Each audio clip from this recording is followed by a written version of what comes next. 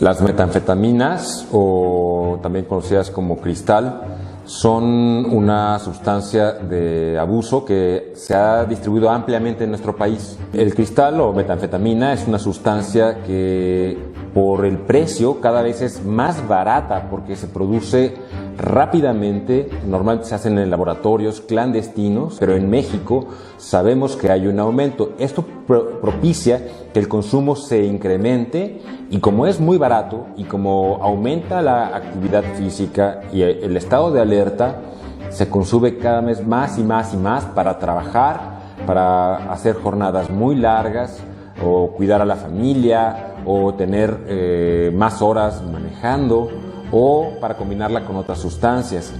La metanfetamina es un riesgo importante para la incidencia de psicosis, especialmente durante la abstinencia después de dosis altas, para cambios en la nutrición, para cambios en el ciclo de sueño. La abstinencia también se relaciona con depresión, con ansiedad y cambios en la conducta. El grave problema de la metanfetamina es que además daña gravemente el árbol respiratorio y el sistema cardiovascular. Gobierno de México.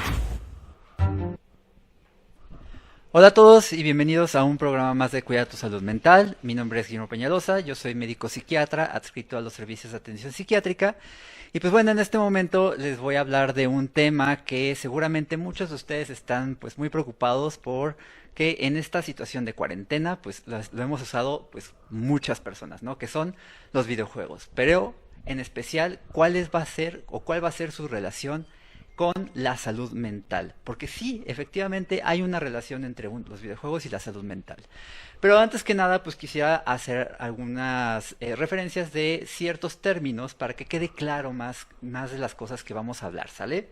Primero que nada, pues vamos a hablar de las características de todo videojuego. Todo juego va a tener siempre una meta. ¿Para qué? Para tener una sensación de propósito. Eso es una de las cosas que los videojuegos van a tener, esta sensación de buscar un propósito para poder llegar a esa meta, ¿no?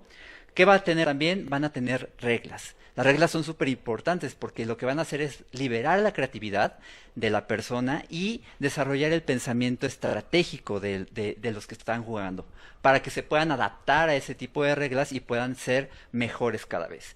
Sin embargo, también hay un sistema de retroalimentación, pues cada vez que pierdes, pues va a ser algún tipo de error y ese error vas a ir aprendiendo de ese tipo de error por ese sistema de retroalimentación. Puede haber una ventaja y una desventaja. La ventaja es que provee motivación y la desventaja es que pueda llegar a generar un poco de frustración. Pero a la larga puedes también desarrollar más tolerancia a la frustración gracias a este sistema de retroalimentación. Por supuesto, también hay otra cosa que es la participación voluntaria, que pues todos los juegos te dicen si tú quieres llegar o no llegar a participar en estos juegos. Esto lo que va a establecer, pues va a establecer un sistema de igualdad para que todos empiecen con las mismas características y se puedan ir desarrollando dependiendo de qué tantas metas han logrado, ¿no? Y otro de los conceptos que es importante pasar es el de la cognición. La cognición es importante porque aquí es justo lo que vamos a tener mucho desarrollo a través de los videojuegos. Esta cognición va a tener 6 dominios importantes. Los 6 dominios pues van a ser entre lo que es la memoria, lo que puede ser el lenguaje, la cognición social, el desarrollo de habilidades perceptuales motoras, etcétera, ¿no? Y estos son 6 dominios que son importantes para toda la cognición como tal, pero nos vamos a enfocar específicamente en 2 en este momento y uno muy importante que es la memoria, porque la memoria también se puede ir desarrollando gracias a cierto tipo de videojuegos. Y es importante porque pues también nuestros adultos mayores en algún momento cuando tienen algún tipo de trastorno neurocognitivo como lo que es la enfermedad de Alzheimer, pues tienen problemas de memoria. Y entonces podemos utilizar los videojuegos para desarrollar un poco más la memoria de estas personas, ¿sale? Pero bueno, hablando de ciertos dominios cognitivos, en especial las funciones ejecutivas, tenemos que hay varios videojuegos que pueden desarrollar tanto la planificación, como ya lo habíamos mencionado al principio, como la toma de decisiones, la memoria de trabajo, la flexibilidad mental y la respuesta a la retroalimentación o corrección de errores.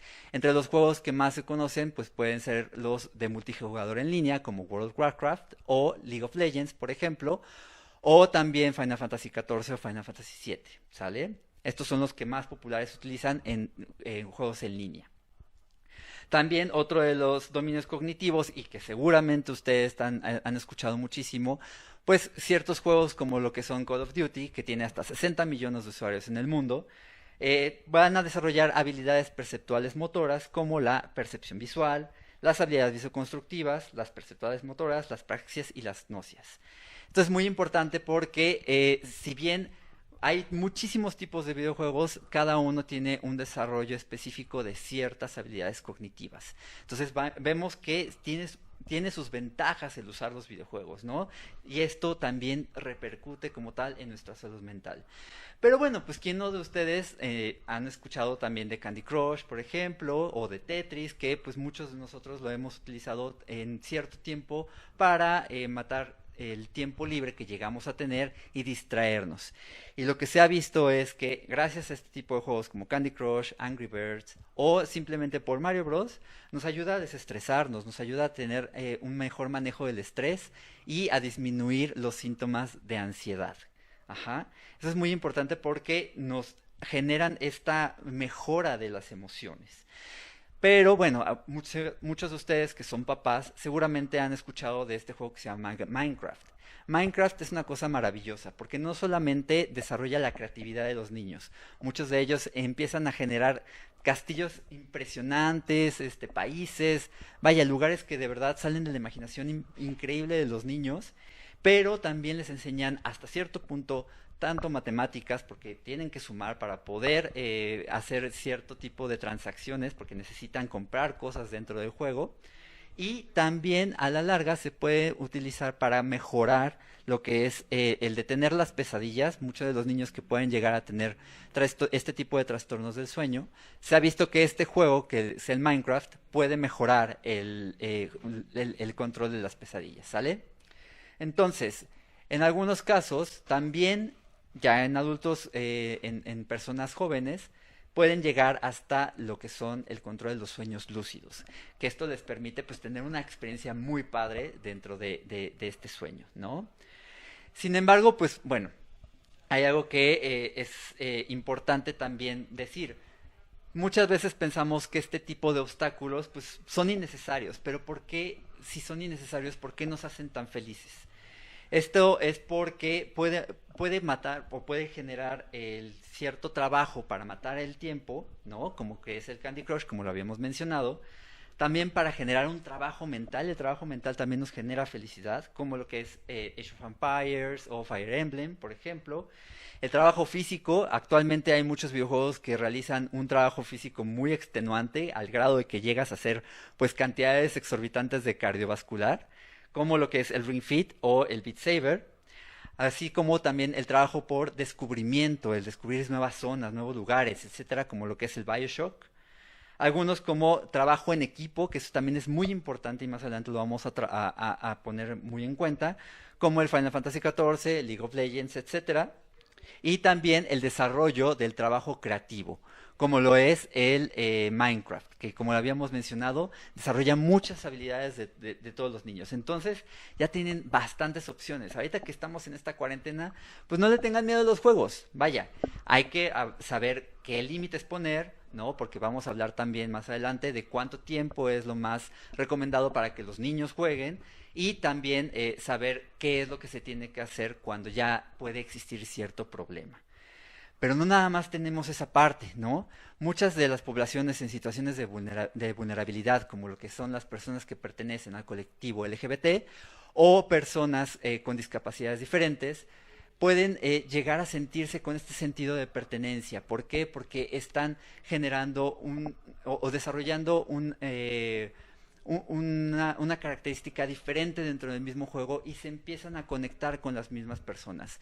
De hecho, hasta se ha visto que muchas de las personas que llegan a sentirse fuera o que no se sienten pertenecientes a la sociedad, cuando entran a este tipo de juegos que es de trabajo en equipo, lo que puede llegar a generar es este sentido de pertenencia y disminuir hasta cierto punto los síntomas depresivos. Súper importante porque también aumentan la capacidad de sociabilización de este tipo de personas. Pero bueno, también vamos a tener algo bien importante, ¿no? ¿Qué puede hacer o qué puede generar la influencia en la interacción social? Muchas veces de las cosas más importantes que se ha visto en los videojuegos de trabajo en equipo o los videojuegos online es que desarrollan habilidades para poder trabajar en equipo y esto lo pasan a situaciones en la vida real en donde pueden mejorar y hasta se ha visto que estas personas, estos adolescentes, niños que han hecho o que han tenido trabajos o han estado jugando en situaciones online, pues mejoran mucho sus capacidades en la vida real para poder trabajar con otras personas en equipo. Imagínense nada más qué padre poder tener una mejor correlación con tus mismos pares para poder tener un mejor trabajo en equipo. Pero bueno, no vamos a hablar también de algunas cosas, algunos juegos que específicamente hablan de temas de salud mental, como lo que puede ser el juego de Hellblade. Este juego habla mucho, si ustedes han escuchado de las alucinaciones auditivas que se están presentando o se presentan muy frecuentemente en personas con esquizofrenia, esta enfermedad en donde pueden llegar a tener síntomas psicóticos, como lo que mencionaba las alucinaciones auditivas, este juego específicamente se hizo con el objetivo de tener una sensibilización, de hecho hasta se hizo con profesionales de la salud mental, para poder ver o sentir cómo están estas alucinaciones auditivas, ¿no? Cómo la persona que las percibe lo puede llegar a presentar o lo puede llegar a tener durante la experiencia del mismo juego. Entonces, este juego lo que va a hacer es que de repente te escuchas los audífonos y empiezas a escuchar las voces por todos lados, ¿no? Y justamente hace esa sensibilización. Otro de los juegos que también habla de la salud mental es el juego de Gris. Esta hace una analogía, una metáfora a través del personaje Gris, en donde parece que se va desmoronando su mundo y empieza como un mundo monocromático, como si fuera una persona que está pasando por un trastorno depresivo. ¿Qué es lo que va pasando? Es que vas, digamos, pasando ciertos obstáculos y a través del paso de esos obstáculos, y bueno, una analogía también de cómo llega a tomar hasta los antidepresivos, que en este caso son como estrellas, va generando o va desarrollando más colores su mundo y se va haciendo con más forma, ¿no? Al grado que pues va a tener como más conciencia de lo que está pasando dentro de su mismo cuerpo y pues el sobrepasar este tipo de enfermedad. También tenemos otro tipo de juegos que pueden hablar justamente de la salud mental como tal específico, como lo puede ser el Persona 5, que habla mucho de la teoría de Jung, ¿no? De lo que puede ser una persona y su sombra, ¿no? Como tal. O juegos como Figment o Celeste. Entre otros, hay muchísimas formas de hablar de la salud mental a través de los videojuegos. Entonces, si se dan cuenta, hay mucho estigma porque se cree que pueden ser peligrosos o pueden ser malos los juegos, ¿no? Recuerden que también tienen una clasificación específica. Ustedes como padres, bueno, los padres que nos están viendo, tienen que ver que cada videojuego tiene una clasificación para que esté recomendado para ciertas edades.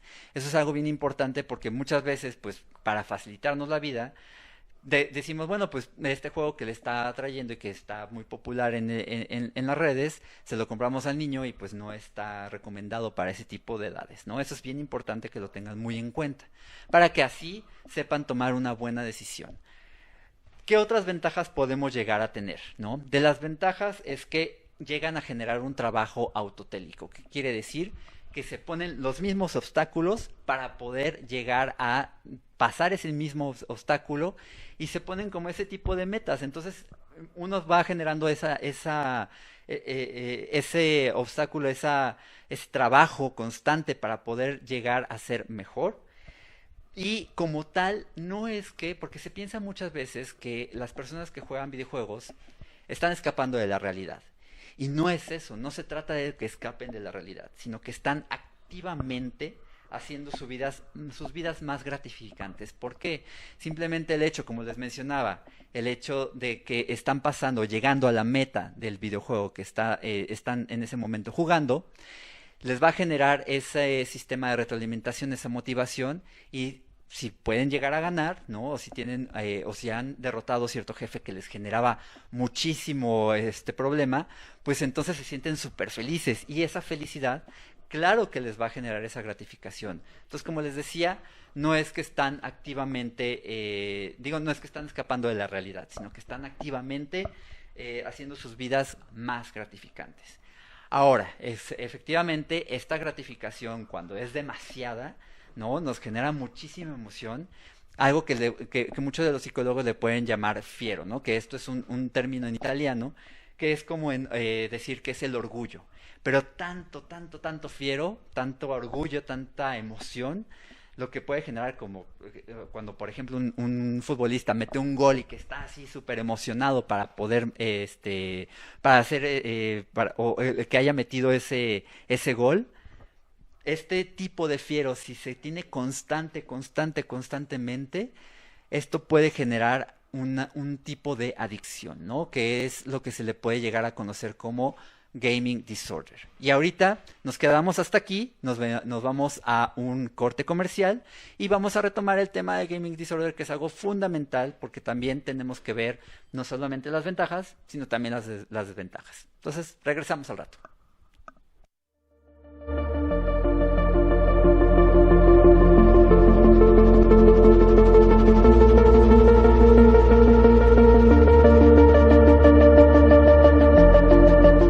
La Línea de la Vida es un servicio dedicado a la atención y promoción de la salud mental, así como a la prevención, recuperación y rehabilitación de sustancias psicoactivas y emergentes. Nuestro objetivo es brindar atención personalizada a toda la población, sin distingos, incluido todo el personal de salud que en este momento en particular necesita todo el apoyo que les podamos brindar durante los 365 días del año. El apoyo es multicanal, vía telefónica, redes sociales y presencial, de manera profesional y con calidez. Además, se favorece el acceso a otros servicios de salud especializados mediante derivaciones a quien lo necesite. Gobierno de México. ¿Han oído hablar del fentanilo? Es una droga narcótica sintética muy potente que se utiliza en todo el mundo para el laboratorio, para los quirófanos, para los pacientes con problemas de dolor, pero si lo utilizamos erróneamente, el fentanilo es prácticamente un veneno. Tiene una gran capacidad para generar dependencia, para generar sobredosis y para conducir a las personas a la conducta inyectora, que de por sí es muy problemático. Hay que defender el uso del fentanilo para la medicina y abatirlo por completo como droga lúdica en la población general.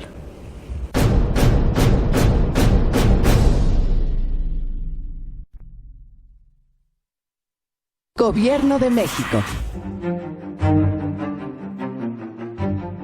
Las metanfetaminas, o también conocidas como cristal, son una sustancia de abuso que se ha distribuido ampliamente en nuestro país. El cristal o metanfetamina es una sustancia que por el precio cada vez es más barata porque se produce rápidamente, normalmente se hacen en laboratorios clandestinos, pero en México sabemos que hay un aumento. Esto propicia que el consumo se incremente y como es muy barato y como aumenta la actividad física y el estado de alerta, se consume cada vez más y más y más para trabajar, para hacer jornadas muy largas o cuidar a la familia o tener más horas manejando o para combinarla con otras sustancias.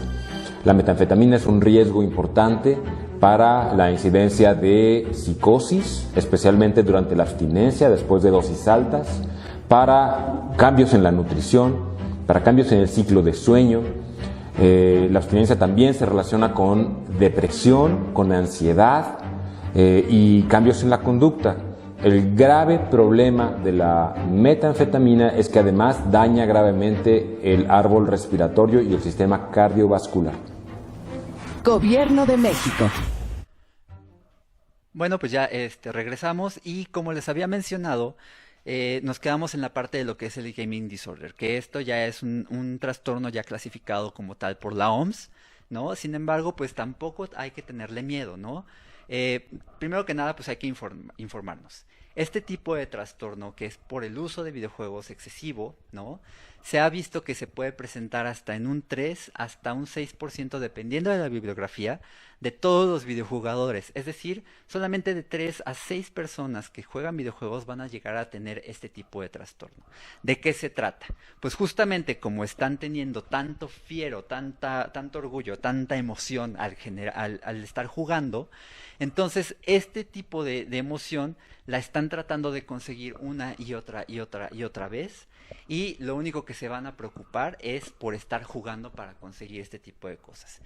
Las personas que sufren este tipo de trastornos, pues bueno, van a tener esta conducta por lo menos constantemente durante un año o 12 meses, dependiendo de cómo lo lean. Esta conducta la pueden generar mucha irritabilidad, o pueden estar solamente haciendo el estar jugando todo el día sin considerar ninguna otra actividad de su vida, ¿no? Como lo que es, pues, lo que puede ser pues la escuela, el trabajo, lo que puede ser, por ejemplo, pues la vida interpersonal, el ejercicio, ¿no? Entonces, para que no suceda esto, justamente estas son las señales de alarma, ¿no? Las cosas que ustedes que tienen a sus hijos las puedan llegar a ver y puedan estar muy al pendiente de que no sean constantes. Entonces, ¿cuáles son las recomendaciones para muchos niños? Y bueno, para también los adolescentes. Se menciona que en realidad menores de 2 años no es tan conveniente que estén expuestos a una tableta, a un celular, a una pantalla. ¿Por qué? Porque les puede generar pues demasiada sobreestimulación, y esto pues también les genera a los bebés pues algún trastorno del sueño, ¿no? De 2 a 4 años, lo máximo que se recomienda es 1 hora máximo de exposición a las pantallas. Ya mayores de 5 años se pueden recomendar de 2 horas hasta un máximo de 3 horas, ¿no? Dependiendo de una exposición a la pantalla. Pero también existe otra cosa que también tenemos que tener muy en cuenta en nuestra actualidad, y es que los videojuegos se pueden profesionalizar. Es decir, hay personas que se dedican a los eSports, que son los deportes electrónicos, ya sea porque juegan juegos de pelea, porque juegan League of Legends, por ejemplo, etcétera. Entonces, los eSports es algo que se puede llegar a profesionalizar, y entonces este tipo de personas que están dedicándose a los eSports tienen que jugar mucho más porque se tienen que entrenar. Sin embargo, pues jamás se les va a decir que tengan que entrenar pues más de 8 horas, ni siquiera un deportista pues va a entrenar más de 8 horas al día, ¿no? Eso es también por parte de la salud. También es recomendable y se les recuerda que no deben de estar más de 2 horas constantemente sentados. No somos sedentarios, tenemos que movernos. Entonces hay que hacer pausas. Después de esas 2 horas, se recomienda que se haga una pequeña pausa para que puedan hacer una cierta actividad, se puedan mover, se paren, etcétera, y entonces ya poder regresar tal vez a hacer la misma actividad, ¿no? Pero esas son las recomendaciones para que también pues no caigan en problemas de salud física, porque también se ha visto que pues hay personas o hay casos muy raros, pero los hay, en donde pues llevaron 24, 36 horas jugando constantemente y murieron por tal vez un infarto fulminante, ¿no? Entonces este tipo de cosas son las recomendaciones bien importantes. Como les decía, tienen que saber que existen los eSports, que son los deportes electrónicos, y también el otro tipo de profesionalismo que se puede llegar a generar a través de los videojuegos son los streamers. Estas personas que se dedican pues a hacer comunidad, a entretenernos a través de ciertas plataformas mientras está jugando. Y este tipo de personas pues sí pueden llegar a utilizar hasta 3, 4 horas, mucho más a veces. pero es una cuestión de profesionalización, es decir, tiene otro tipo de objetivo, ¿no? Ahora bien, hay un tema muy importante que hay que retomar, ¿no? Que, por supuesto, muchas veces nos genera mucho miedo, y es que la violencia puede ser generada por los videojuegos. Y esto en realidad es un mito, porque por más que se han hecho estudios, por más que se ha tratado de hacer pues una correlación de que los videojuegos van a generar violencia, esto es completamente falso, ¿no? Y han estado saliendo en varios estudios, tanto en revisiones sistematizadas como en metaanálisis, en donde no se encuentra una correlación como tal de la violencia con los videojuegos. Entonces, por ese lado, hay que ver más allá, ¿no? Es decir, el ambiente en donde se desarrollan, qué es lo que está pasando, por qué es lo que está sucediendo alrededor de la conducta violenta, ¿no? No nada más se trata de una sola cosa y decir que ese es el causante de todo, no. Es una cuestión completamente social, muy importante saber qué es lo que está sucediendo alrededor, en qué ambiente se está desarrollando la persona que está haciendo violenta. Y pues también, si fuera estadísticamente significativo, pues uno de los que más se ha ahora sí que asociado a lo mejor a una conducta violenta, pues son los tipos de Free Fire o algunas cuestiones de first person shooters, ¿no? Que son los disparadores de primera persona. Y este tipo de juegos, pues tienen hasta 60 millones de usuarios en el mundo. Imagínense, 60 millones de usuarios ya son violentos, pues en realidad no, ¿no? Entonces hay que empezar a desmitificar este tipo de cosas dentro de lo que son los videojuegos. Y pues bueno, ahora sí que para resumir, ¿no? Para hacer una cuestión ya de todo lo que hemos hablado, pues los videojuegos van a ayudar a mejorar la memoria, el aprendizaje, ¿no? El desarrollo de estas habilidades perceptuales, motoras, el desarrollo de estos dominios cognitivos donde es muy importante tenerlos en cuenta, porque pues pueden llegar a mejorar y pueden llegar a tener una mejor planeación, ¿no? Es decir, de las funciones ejecutivas, pueden llegar a tener una mejor toma de decisiones, una mejor estrategia, ¿no? Entonces, todo este tipo de cosas son bien importantes que nos empiezan a quitar ese miedo de que los videojuegos, pues en realidad, pueden llegar a ser malos. Ahora sí que como todo, tiene que tener no tiene que ser en exceso, tiene que ser moderado para que puedan generar este tipo de mejoras. Y pues bueno, dentro de la misma plática, ya nos habían dicho, bueno, nos empezaron a preguntar cierto tipo de cosas. Ahorita ya resolvimos la parte de los eSports a lo largo de la plática. Sin embargo, pues están preguntando también que en dónde se puede ver la clasificación de los juegos. La clasificación de los juegos se ve en la parte inferior derecha o en la parte inferior izquierda. Tienen una letra que es la T, por ejemplo, para teenagers o que son adolescentes, la M que es de mature o la E que es para todos, etcétera, ¿no? Esa siempre viene en todas las portadas de los videojuegos y es importante que ustedes como padres sepan que existe esa clasificación, ¿no? Otra de las preguntas que nos están haciendo es que puede hablar sobre el juego en adolescentes y las cuestiones de manejo de emociones como enojo y frustración derivados del desarrollo del juego. Efectivamente, como les mencionaba, ¿no? Se tiene que hacer con moderación, con cierto tiempo. ¿Por qué? Cuando ya está uno constantemente jugando y se está frustrando y no gana, ahí mejor es hacerle una pausa, porque si no va a generar justamente ese tipo de enojo. Ok, bueno, ya hablamos de la adicción también a los videojuegos, como la adicción a lo que es los first person shooters, ¿no? ¿Cuánto es el máximo de tiempo que un niño joven debe pasar jugando? Como les mencionaba, de 5 a 17 años se recomiendan máximo 2 horas al día, ¿no? A menos que se dediquen profesionalmente a este tipo de cosas. ¿Qué otra pregunta rápidamente?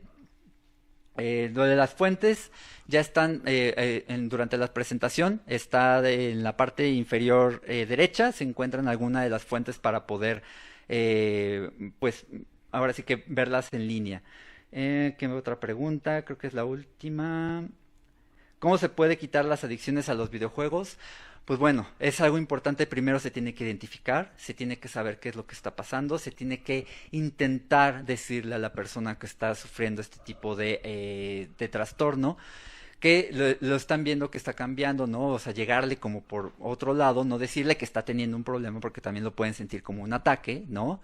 Y entonces, a lo mejor, investigar qué está pasando alrededor, si está teniendo depresión, si está teniendo ansiedad, si está teniendo algún otro problema, tal vez como cyberbullying, alguna otra situación que le está generando, pues, el buscar o el conseguir cierta gratificación constante a través de los juegos únicamente. Entonces, solamente hasta ese punto, ya saber qué es lo que está pasando, probablemente sea en ese punto buscar ya sea un médico psiquiatra o un psicólogo para tratar los síntomas en general, ¿no? Eso es bien importante. Y creo que es la última pregunta. Seguramente van a tener muchas más, pero bueno, el tiempo se nos acaba y pues ahora sí que si quieren hacer algún otro tipo de pregunta, alguna situación, pues sigan las redes sociales, tanto de Conadi como las mías, sin problema. Y vamos manejando un poco más y quitando el estigma también de los videojuegos. ¿Sale? Pues muchas gracias y nos estamos viendo en la próxima.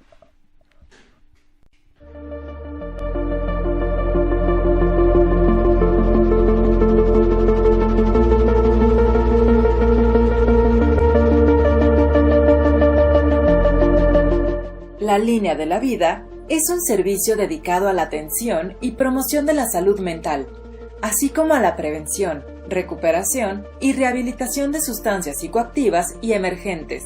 Nuestro objetivo es brindar atención personalizada a toda la población, sin distingos, incluido todo el personal de salud que en este momento en particular necesita todo el apoyo que les podamos brindar durante los 365 días del año.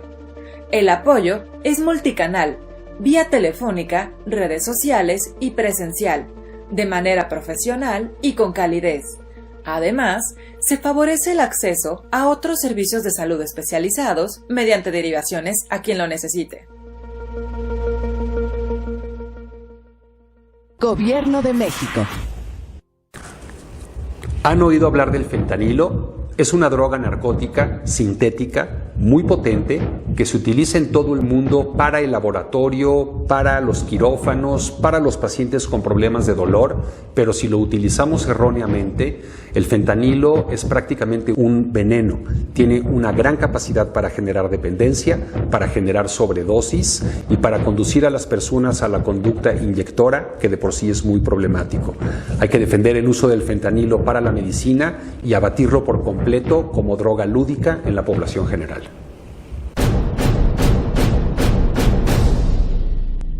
Gobierno de México.